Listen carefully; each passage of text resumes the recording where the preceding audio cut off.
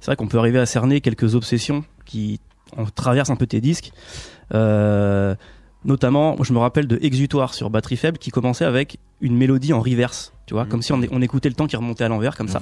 Et c'est vrai que le temps qui passe, le temps qui laisse des traces, etc., c'est un truc qui revient souvent dans tes textes. Et toi, le temps, tu t'amuses un peu à le brûler par les deux bouts, comme si tu fumais une cigarette des deux côtés. Et puis, sale. En plus, d'ailleurs, tu le dis, tu fumes pour oublier le passé, tu fumes pour brûler l'avenir. Donc c'est un truc qui t'obsède un peu. Après, il y a beaucoup d'autres thèmes dans ta musique qui sont liés à la famille, qui sont liés à la misère sentimentale. J'y reviendrai après parce qu'en fait, il y a tellement de thèmes personnels que c'est difficile d'arriver à te résumer et de résumer ce que tu racontes. Peut-être que quand on fait de l'ipséité, justement, on devient difficile à résumer. C'est peut-être ça l'idée. Mais après, moi, ça m'a rappelé une histoire qui justement a la réputation d'être impossible à résumer.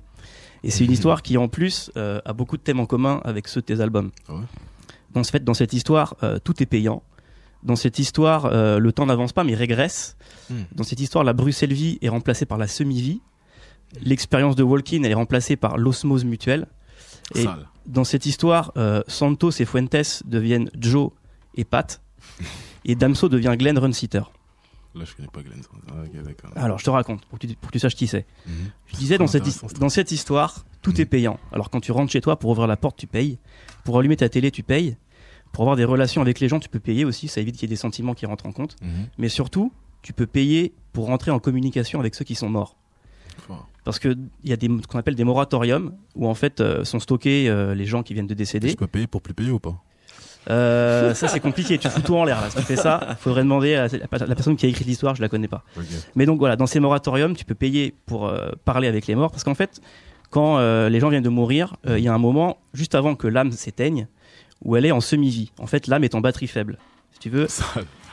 Il est fort. Et pendant tout ce moment où l'âme est en batterie faible et jusqu'à ce qu'il y ait plus de sable dans le sablier, tu peux communiquer avec les morts dans les moratoriums à travers des machines.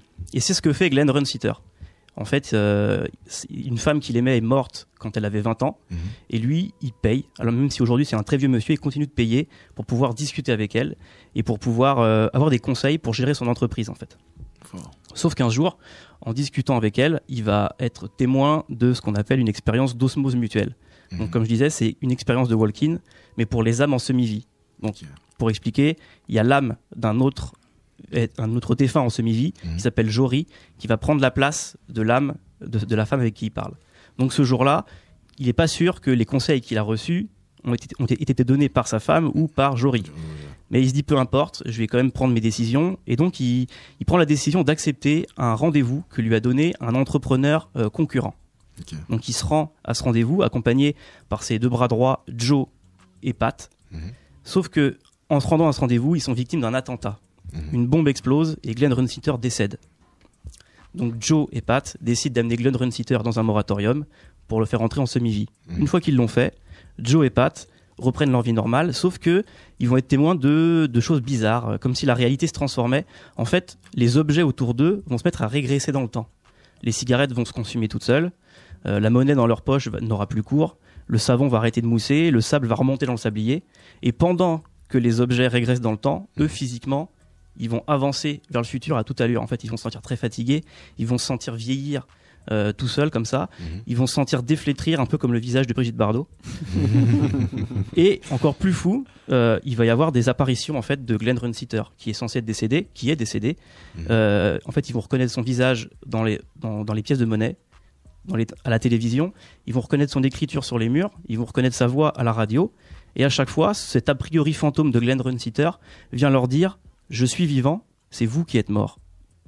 Sale. Donc, une fois que j'ai entendu ça, je me rappelle Damso qui dit qui craint pas la mort, mais sa vie, qu'il a du mal à appréhender le futur parce que pour lui, il est immortel. Donc la question que je me pose, c'est finalement, Damso, est-ce que t'es pas déjà mort ? Et qu'à travers tes albums, en fait, tu t'adresses à nous comme à travers les âmes en semi-vie dans les moratoriums. Alors, à moins que ce soit nous qui soyons tous morts, et toi le seul à être vivant, et qu'on se parle à travers tes albums, le moratorium. Après, une fois qu'on est arrivé là, j'ai pas répondu à la question de départ qui était, en gros, d'essayer de dire Damso, qui es-tu, comme dans la chanson. Parce que je pense que c'est pas la bonne question qu'il faut se poser, ou la poser autrement, à savoir pas se dire Damso, qui es-tu, mais plus Damso, qu'est-ce qui te ronge ? Pourquoi tu veux oublier le passé ? Pourquoi tu veux qu'est-ce que tu veux empêcher du futur en fait. En fait, Damso, pourquoi t'es dans le noir? Et si je te demande ça, c'est parce que dans cette histoire, il y a un remède à ça.